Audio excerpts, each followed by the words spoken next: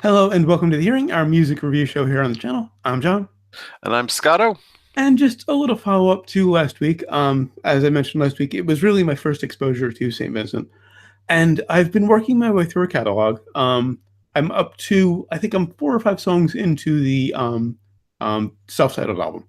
Oh, okay. I've been going in order. I bought the first 3. Oh, yeah. And I realized who she reminds me of artists who precede her.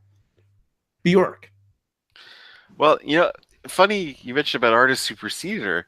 Spotify has now that they officially have the entire Peter Gabriel catalog.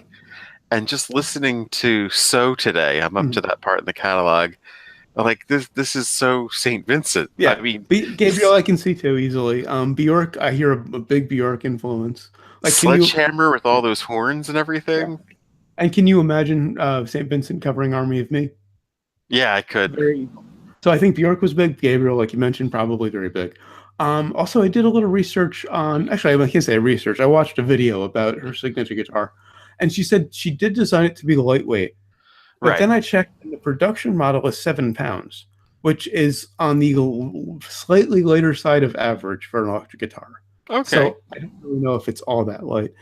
Anyway, enough of that. On to this week's album, which is from 2018, American Utopia by David Byrne. David Byrne is a Scottish-American musician who was the founding member, or a founding member, principal songwriter, lead singer, and guitarist of the American new wave band Talking Heads from 75 to 91. I feel like it's one of those, maybe you've heard of them. Yeah. Byrne is also a multi-instrumentalist and is known for his distinctive voice. Since leaving Talking Heads, Byrne has released his own solo recordings and worked in various mediums, including film, photography, opera, fiction, nonfiction, has received Oscar, Grammy, Golden Globe awards, and been inducted into the Rock and Roll Hall of Fame. Released on March 9th, 2018, maybe the most recently released album we've done. Could be. Well, not most recently to when we've recorded it, because we did the Band-Aid album like 3 weeks after. Oh, that's right. Right. It was released 3 weeks before we reviewed it. But this is released the latest of anything we've reviewed. Yeah. Because that was this is like a month after that. Through Toto Mundo, I hope I'm pronouncing that, and None Such Records, American Utopia is one part of a larger multimedia project entitled Reasons to Be Cheerful, which aims to give reasons for being happy and optimistic in spite of political strife and environmental problems. The problem was titled after an Ian Dury song, Reasons to Be Cheerful, Part 3. It was produced by David Byrne, Brian Eno, which explains a lot. Of course. And Roddy McDonald. Yes, I did look up the pronunciation of Roddy McDonald. And features David Byrne on vocals, Hoffa Isaiah Barr on Everyone's Coming to My House. Everybody's Coming to My House, sorry. A few people are just credited for being on that song. Yeah, it's very. I saw the credits, so it was very strange. There's no other song that they're credited being on. Just that one. Doveman, Jack Penate, just credited as being on the album, no specific instrument or song credits. Brian Eno, robot rhythm guitar on Everybody's Coming to My House. That is distinctly a Ryan Eno. No surprise when you hear that. I would love to know if he actually played it or he set up a robot to play the part. Good question. Also, Sampha and TTY are also credited for Everybody's Coming to My House. Nobody else on any other song. That's odd. Just a reminder, I don't edit songs into the video for copyright reasons, but down in the description there are links to the album, the full album, on Spotify and YouTube, so you can listen along with us. On to track 1, Dance Like This. The beginning reminds me a lot of the beginning of Soul Invictus by Faith No More. Okay. Yeah. Which begins their latest album from a couple years ago. Yeah. It's an old man slowly singing, sort of. I think Faith No More is a bit more menacing, of course. Of course, it's Faith No More. Surprisingly mellow. But then the chorus. The chorus is very jarring because it's this really mellow thing, and I'm not used to Byrne being mellow. No, well, there's some tracks he did every now and again. Once in a while, but I'm used to the African rhythms and the kind of quirky sound of Byrne. When he would get mellow, there's usually a sensitivity to it. Yeah, true. You're not used to a gruffness from David Yeah, Byrne. true. And then the chorus comes in, it's very jarring. Yes, I love the fucking It's chorus. very atonal and weirdly rhythmic. Just so fucking weird and catchy. In a sense, it reminds me of the Pixies. In Yeah. their kind of, loud, soft, loud thing. Okay. Yeah, I can see that. The thing that Nirvana ripped off. Yes, I'm throwing that grenade out there. Nirvana was nothing more than a second-rate Pixies tribute band. Ooh, shots fired. But I think by the second chorus, I got it because he's talking about how dealing with troubles in life, and it's kind Yeah. of a dark song, and then we dance like this because it feels so damn good. I kind of got it by the second chorus, and I like how the chorus got bigger each time. Right, just these crazier, stranger additions thrown into, just like yeah, love it. On to track 2, Gasoline and Dirty Sheets. This is more Byrne. The groove is very kind of vaguely African, which is kind of his staple. You kind of like, is he getting psychedelic now? Because I mean, the opening sounded like a little bit of a sitar kind of thing to it, yeah. But then it just disappears. That it's not referenced again. It's just kind of like a beginning of a George Harrison song, and then it goes into a normal David Byrne song. And there's a lot more guitar on the chorus than I would have expected from him. You know, there's a lot of guitar, but it's kind of that wiry African style. Well, yeah, or that's funky, kind of what Byrne, or kind of a funk thing. I was always pushing. That's David Byrne's thing. I don't expect a loud, distorted guitar on a Byrne song. And I really like the harmonica in the break too. Yeah, it was a real nice surprise. I mean, it's really mostly his voice carrying this song until you get to that, the drum machine. Well, no, that bass line that kind of builds up after it. Right. But mostly it's carried by his vocals, which a lot of the songs are. Yeah, a lot of his stuff is. Yeah. He's got this signature voice that is unlike anyone else. On to track 3, Every Day is a Miracle. This is kind of where the album went a little south for me. I'm just going to say it. Interesting soundscapes at the beginning. The bass and percussion were very 80s sounding. There's this big cracking percussion that was on a lot of 80s songs. But his kind of obtuse lyrics never really sold it. It never really worked for me. I mean, I like, kind of weird cryptic lyrics, Soundgarden, Darling Violetta, band we'll be revealing eventually. Great, abstract lyrics. Byrne's weird lyrics never really did it for me. I mean, I love this song and the sound of it, but the lyrics are blunt. There was something about a chicken and a donkey dick, and the feeling of your tongue in your mouth. But that chorus, and I'm not being facetious. He does say something about a donkey dick. Oh yeah, yes, he does. I mean, but it's just it's weird, and that's what I like about it. And there are some nice atonal synths in the bridge. The chorus is just fucking, I mean, earworm central, without a doubt. I mean, if it wasn't for those lyrics, this could have been a big single. Yeah. But maybe we'll put a video together for it online. Who knows? On to track 4, Dog's Mind. Really interesting string sounds at the beginning. Yeah. They're kind of like a bow dragging across the strings, not like a dead cat kind of way, but just in a weird kind of, like they drag a stone across the strings in a weird way. Also weirdly mellow for Byrne. Again, I'm not used to mellow from Byrne. It's kind of a quiet interlude. This is more of the quiet David Byrne, though, that we've heard in the past, where it's more of just a vulnerable. Well, I mean, it's just a meditation on what a dog is thinking of together. There's some nice harmonies on it, but really it's just kind of a fragment. Some more nice 80s big cracking percussion, and a line about doggy dancers doing their duty. And I have to look at a lyric sheet. How did he spell duty, by the way? Exactly why I have to look at a lyric sheet. Okay. Now on to track 4. This is that.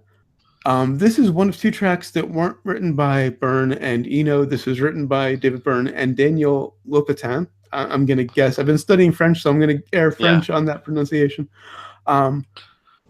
And this is where the album gets a bit too self-indulgent for me.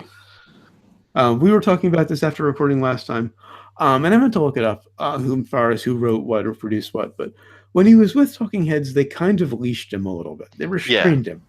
I don't know if it was. I suspect it was Jerry Harrison. I think he had a lot more creative input than in or almost as much as Byrne.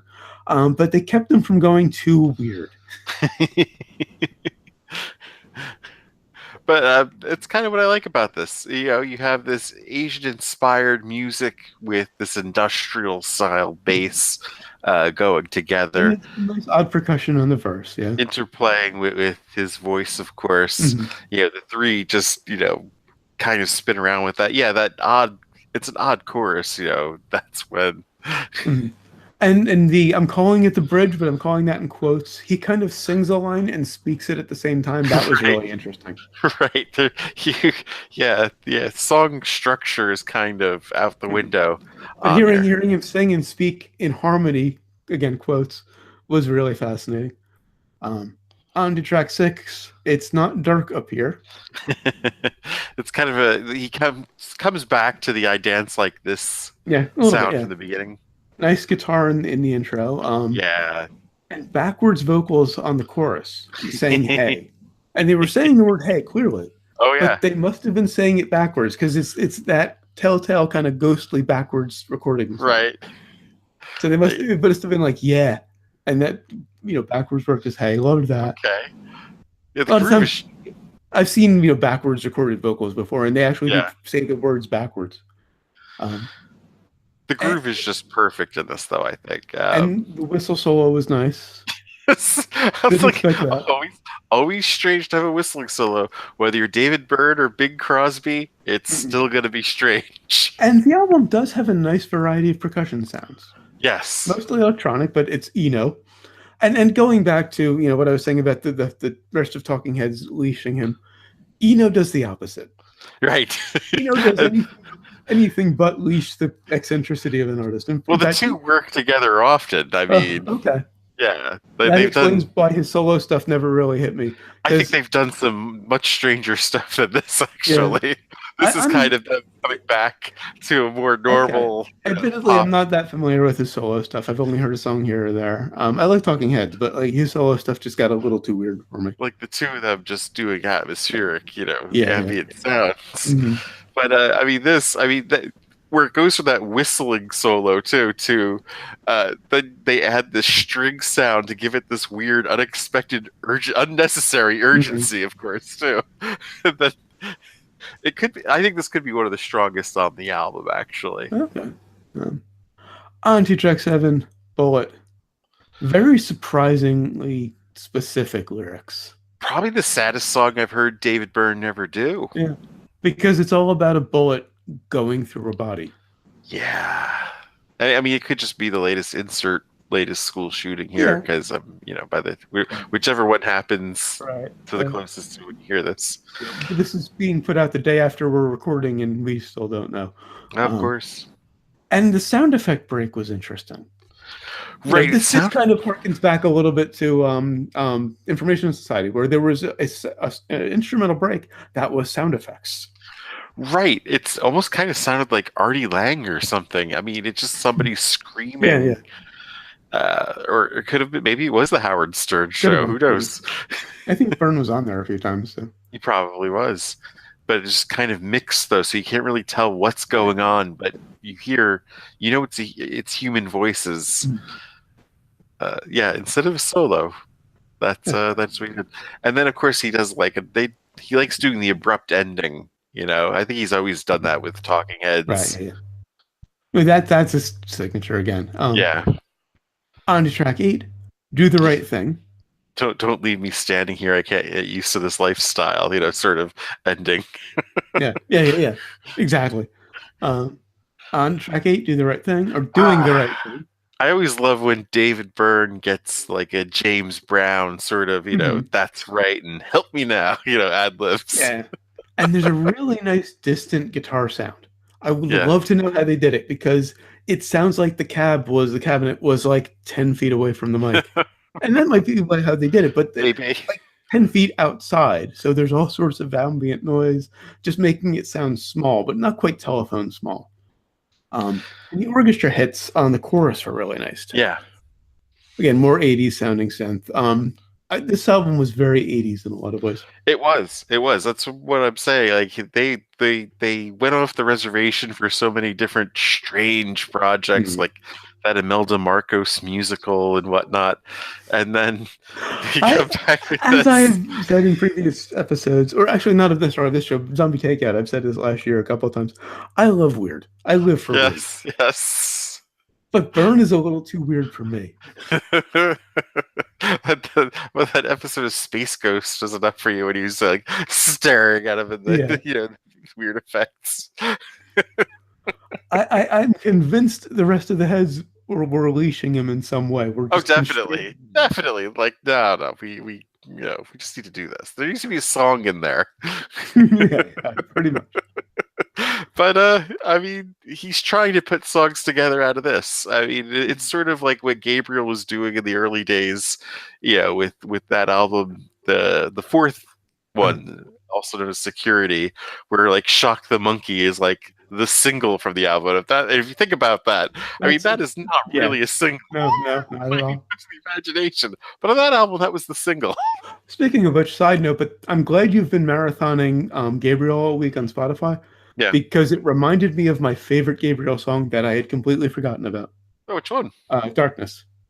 Oh, yes. Yeah, such a criminally underrated album, Up. Nobody, hardly anybody even knew it existed, when it was out. Quick thing, like you should probably say this for the afterwards, but have you heard Darker Star? Darker Star, is that Instrumental version of Darkness he did for a Canadian sci-fi show called Star 2300. No, I have not heard that yet. I'll look it up on YouTube when we're done. But hey, back to David Byrne. back to doing the right thing. This is this is a lot like the stuff he did with Saint Vincent, this one. Okay, where there's this, sort of mundaneness to the lyrics too, and just this irony, about the human condition and just expressing it very simplicity, On to track 9. This actually is the official single. Everybody's Coming to My House. Yes. Loved the horns at the beginning. Very jazzy. Great bass line. This is the only song that I really, really like on the album. Oh yeah. I love the groove and the harmonies and the horns. I'm realizing between this week and last week, I really like horns apparently. Oh yeah. Great atonal guitar work at the beginning of the second verse. Best groove on the album. I think the first time I heard this one was before I saw Saint Vincent live. She was playing this in the PA system, like before the show. And there's a guitar solo on a David Byrne song. I don't know. I'm not familiar with his solo work that much.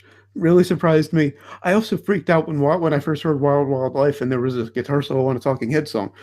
I just don't expect guitar solos on his stuff. I mean, like for Talking Heads, stuff like Born Under the Punches has a very strange guitar solo. I mean, they would do some very odd guitar solos. Yeah, that's true. I don't think of them as solos. They're just more kind of, little bits of fretting and picking kind of things. He got this, and I don't know if Byrne played it or if he just told other people what to do. But it's this very African, staccato, wiry kind of sound. Typically. I think that's kind of always been his sound. I think. But this is a proper guitar solo. With distortion and everything. It's just not what I expected from a Byrne song. But it's not just a normal guitar solo. Well, I mean, true, it's like true. When you hear that it's Brian Eno that was working it, they're kind of like, yeah, I could see that. Maybe that was the solo, because I thought it was one of those kind of rhythmic guitar parts during the song that he was. No, I think it's that weird ass solo. I'm like that has Eno written all over it. I didn't know Eno played guitar, so I don't know. I think it's more like a synth guitar thing. Maybe. I'm sure Eno's a keyboard player. I'd be shocked if he didn't play keys, but I think Eno probably plays every instrument. This is true. It's Eno. He probably does play a lot of instruments. Yeah. On to track 10. here. Also written by David Byrne and Daniel Lepitan. Interesting groove on the verses. Probably his strongest vocals on the Yeah. album, actually. Little too much layering on the chorus. I think it Right. takes away from the groove. It devolves into this circle of harmonies and some more funky music. But it's a pretty good outro, Yeah, and a nice soundscape between the verses. The lyrics really kind of remind me of, I think it was almost some animated show. I don't remember if it was Simpsons or Family Guy. There was this Randy Newman parody where the Randy Newman would show up and just narrate what the character was doing in a typically Randy Newman style. The lyrics really reminded me of that. The lyrics don't even stand out to me in this. I'm trying to even remember I don't have it in my notes. I just have it that they reminded me of that Randy Newman guy. But I just remember the vocals. And it sort of follows the rule of, the prog rule that I was putting out the last one. You have your big, epic centerpiece sort of, your load, if you will, as we used to call it in the original podcast. And then you have this, meditative, contemplative track afterwards to close it out. It's kind of a denouement. Yeah. Yeah, it is, exactly. All right, so obviously you would recommend it. Definitely, in a heartbeat. I'm going to give a qualified recommendation on this one. And I kind of wish I had been more familiar with Ted Leo's work before we reviewed it, because I think I probably would have done the same for him. If you really like Byrne solo stuff, you will love this. It is Byrne on 11. If you're not into Byrne stuff, I would say skip it. I kind of wonder if Ted Leo's first album was a good intro or not to Ted Leo. Yeah. I don't know. I think maybe if I was more familiar with his stuff, I would have kind of understood what he did and given it the same kind of recommendation. Where if you like his stuff, you'll like it. If you're not familiar with Byrne, skip it, or at least give it like a couple of songs. And if it's not for you, don't bother. If you're not familiar with Byrne, you need to get familiar with Byrne. Sure. I think. Start with Talking Heads. Start with Talking Heads. Work your way back from here. I mean, that's kind of fun. Well, yeah, maybe then it would get more constrained. That could be exactly. It's kind of fun to do, to work your way back to find an artist or what they're doing currently, and then go all the way back to, oh wow, that's where they peaked, and then oh wow, that's where they began. Peaked would be somewhere around There She Was. Oh, I don't think so. Maybe Nothing But Flowers. Well, that was the end. Well, yeah, that's what I'm saying. That was the very end of it. I don't know. I mean, I've always been. I think it was Remain in Light. With one of the punches. Yeah. That just such a. I think if they were to review Talking Heads out, maybe that would be the one I'd pick. Remain in Light is the classic. Yeah. Just a quick side note. Well, not exactly a side note about Byrne. I was looking through the instruments he plays because they mentioned a multi-instrumentalist, and I didn't know he played more than guitar. I kind of figured keys, but they list buildings. And a handful of other things, but they list buildings as an instrument that he plays.